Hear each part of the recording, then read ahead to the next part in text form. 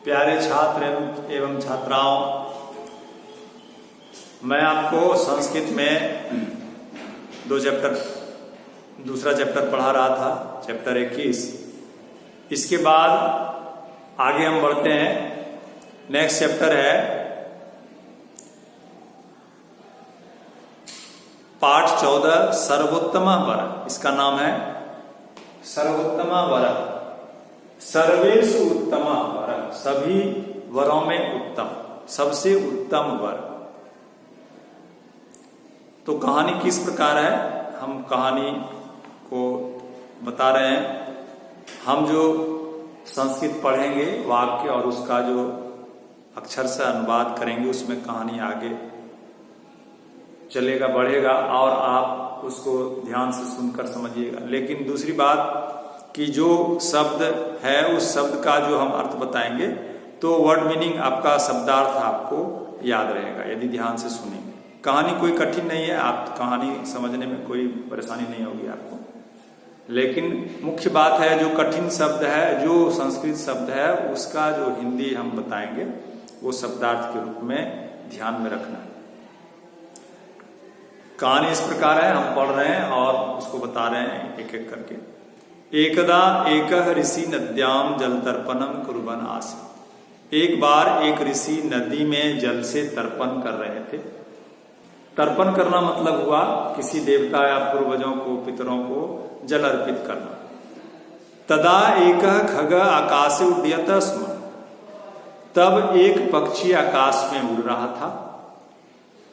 तस्य चरणाभ्याम एका मूषिका अकस्मात् स्खलिता। तस्य चरणाभ्याम, उसके पैरों से, देखिए द्विवचन में, चरणाभ्याम पंचमी विभक्ति द्विवचन में, तस्य चरणाभ्याम, उसके दोनों पैरों से, एका मूषिका, एक चूहिया, अकस्मात, अचानक, स्खलिता, फिसल गई। स्खलन होना मतलब फिसलना, धस जाना। सातस्य ऋषि हस्तयो पतत, और वह ऋषि के दोनों हाथ में आकर गिर पड़ी। ऋषि नदी में जल से तर्पण कर रहे थे, दोनों हाथ फैलाए हुए थे, उस हाथ में आकर चुहिया गिर पड़ी। दयालु ऋषि, और उस दयालु ऋषि ने योग बल से ताम मूषिकाम, उस चुहिया को बालिका रूपेण परिवर्तितवान, एक लड़की के रूप में बदल दिया। सारि से सुता रूपेण तस्य पुत्रे निवसत, वह ऋषि की पुत्री के रूप में, सुता मतलब पुत्री, सुता रूपेण पुत्री के रूप में, तस्य कुटरे, उनकी कुटिया में, निवसत, निवास करने लगी, रहने लगी। क्रमशः सा कन्या विवाह योग्या जाता, धीरे धीरे वह लड़की विवाह के योग्य हो गई। संसारस्य सर्वतः शक्तिशालिना वरेण स अस्या विवाहं करिष्यामि ऋषि एवं अचिंत्य। संसार के सबसे शक्तिशाली वर के साथ मैं इसका विवाह करूंगा, ऋषि ने ऐसा सोचा। ताम सुताम आदाय, इसलिए ताम सुताम आदाय, उस पुत्री को लेकर ऋषि सूर्यम निक्षागच्छत, सूर्य के पास गए। ऋषि को लगा कि सबसे तेजस्वी और बलवान तो सूर्य ही है, क्योंकि ऊर्जा का स्रोत तो वही है सारे संसार में, उससे अधिक बलवान कौन है। स सूर्यम प्रार्थयत, उन्होंने सूर्य से प्रार्थना की, हे सूर्य, भवान संसारे सर्वतः तेजस्वी शक्तिमान च अस्ति। हे सूर्य, आप संसारे, संसार में, सर्वतः तेजस्वी शक्तिमान च अस्ति, आप सबसे अधिक तेजस्वी और शक्तिमान है, बलवान है। मम कन्याया पानी ग्रहणम करोतु, मेरी कन्या का पानी ग्रहण करें। पानी ग्रहण करना मतलब विवाह करना। ये ब्रह्म विवाह एक विवाह का प्रकार है जिसमें कि पिता अपनी पुत्री का हाथ दान करते हैं सुपात्र वर के हाथ में, और वह दान के रूप में स्वीकार करता है। ये विवाह का एक प्रकार है। तो पानी ग्रहण का अर्थ हो गया विवाह करना। मम कन्याया पानी ग्रहणम करोतु, मेरी कन्या का पानी ग्रहण करें, अर्थात विवाह करें। सूर्य वदत, सूर्य बोले, ना हम सर्वतः शक्तिमान, मैं सबसे अधिक बलवान नहीं। कृष्ण मेघा मत्ता अधिकम शक्तिशाली, वह काला बादल मुझसे अधिक बलवान है। समम प्रकाशम छादितुम समर्थ। क्यों? क्योंकि वह मम प्रकाशम, मेरे प्रकाश को, छादितुम, छादन करना मतलब, छाद धातु मतलब ढकना, छादितुम ढकने के लिए, ढकने में समर्थ है, क्योंकि वह हमारे प्रकाश को ढक देता है। इसलिए मैं सबसे अधिक बलवान नहीं, हमसे अधिक बलवान बादल, काला बादल, कृष्णा मेघ। तथा ऋषि मेघम प्रार्थ्य, तब ऋषि ने मेघ से प्रार्थना की। मेघो बदत, तब मेघ बोला, अहम सूर्यात अधिकम शक्तिशाली अस्मि, मैं सूर्य से अधिक बलवान हूं, परंतु दक्षिण पवन मदपि अधिकम शक्तिमान। लेकिन दक्षिण पवन कहा गया, उत्तर पवन कहा गया कि जो शांत हवा है, हवा हर जगह है लेकिन उसमें बहाव नहीं है, झोंका नहीं है, तो उत्तर पवन। और जिसमें गति है, जो गतिमान है, किसी खास दिशा में तेजी से बह रहा है, तो उसको कहा गया दक्षिण पवन। मदपि अधिकम शक्तिमान, वह झोंके से बहता हुआ पवन मुझसे अधिक बलवान है। क्यों? सह माम तृणमिव दूरम क्षिप्ति, क्योंकि वह मुझे तिनके के समान दूर फेंक देता है। बादल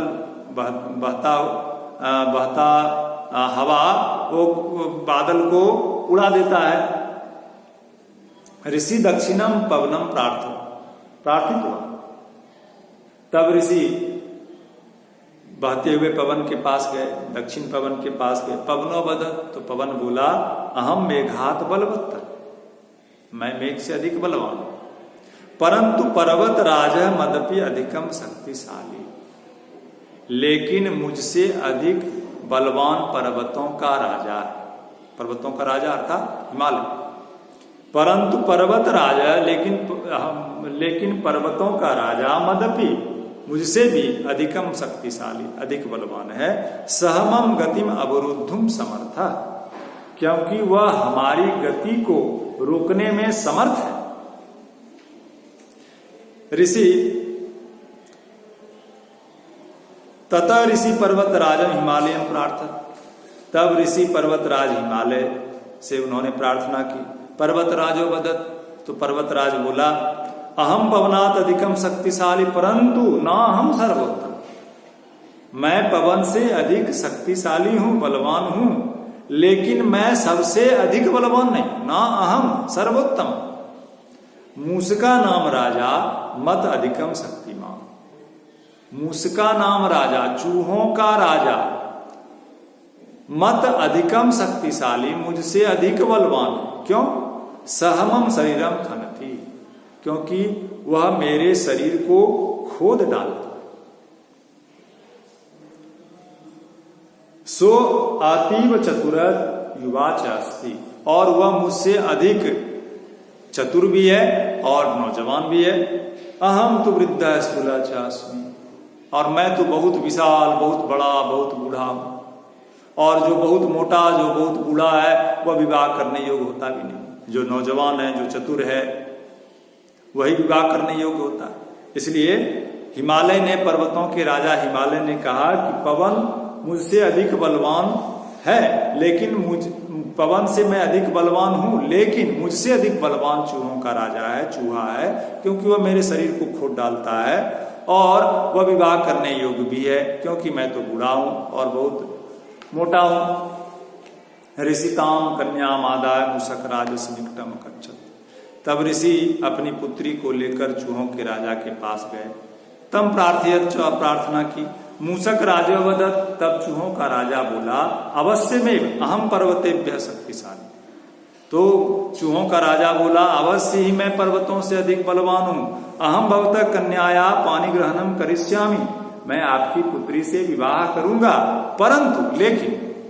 इसी बीच ऋषि बोल पड़े, अहम मूषक ऐसा मानुषी कन्या, भवान मूषक ऐसा मानुषी कन्या, अतः भवान चिंता करोति। ओ अच्छा, आप चूहा हैं और यह मानवी कन्या है, मनुष्य है, इसीलिए आप चिंता करते हैं। अहम भवंतम अपि योग बलेन मानव रूपेण परिवर्तितुम शक्नोमि इति ऋषिरवदत्, मैं आपको भी योग बल से मानव के रूप में बदल सकता हूं। ऋषि ने ऐसा कहा। कि आप इसीलिए चिंता करते हैं क्योंकि आप चूहा है और ये मानवी कन्या है, तो चिंता करने की बात नहीं है, मैं आपको मनुष्य के रूप में बदल सकता हूं। तो इसी बीच उस चूहों के राजा ने कहा, नहीं, अहम मूषक रूपेण सम्यक एव अस्मि, नहीं, मैं चूहे के रूप में ही ठीक हूं। अहम अस्मात् पर्वतात् अपि अधिकम चतुर युवा कार्यक्षम शक्तिशाली च अस्मि, मैं इसी रूप में पर्वतों से अधिक चतुर, नौजवान और सक्षम, बलवान हूं। अतः स्वमूषक रूपम परिवर्तितुम नेच्छामि, इसीलिए मैं अपने चूहे के रूप को बदलना नहीं चाहता, परंतु भवतः कन्याया कृते मम प्रासाद अतीव क्षुद्रः, लेकिन आपकी कन्या के लिए मेरा महल बहुत छोटा है।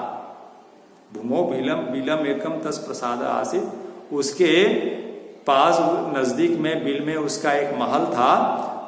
सा अत्र कथम स्थास्यति अहम चिंतयामि, वह कैसे इस बिल में रहेगी हमारे साथ, मैं इसकी चिंता करता हूं। ऋषि कथयत ना तो चिंता करनी, तो ऋषि ने कहा तो और यहां चिंता करने की बात नहीं है। ऋषि योगबलेन ताम कन्याम पुनः मूषिकाम, ऋषि ने योगबल से उस लड़की को फिर से चूहिया बना दिया। तेन सर्वोत्तमेन वरेन मूषक राजेन स तस्या विवाहो अभवत्, और उस सबसे उत्तम वर चूहों के राजा से उसका विवाह। इस कहानी का क्या संदेश है? इस कहानी का यही संदेश है, या यही शिक्षा कहानी दे रहा है कि जो जिस रूप में है वह उसी रूप में ठीक है, उसका उसी रूप में महत्व है। हमको दूसरों का नकल करके उसके समान बनने की आवश्यकता नहीं। धन्यवाद।